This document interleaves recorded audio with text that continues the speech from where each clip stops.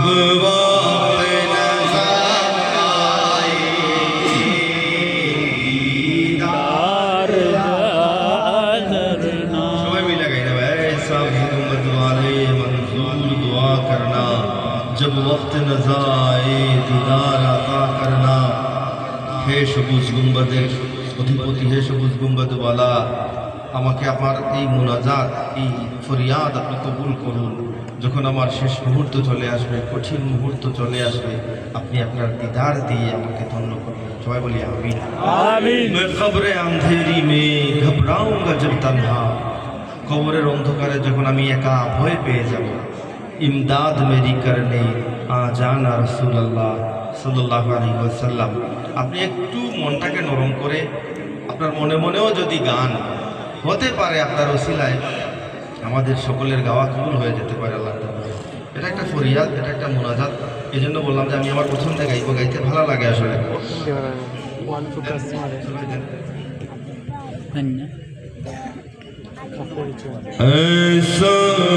गुंबद वाले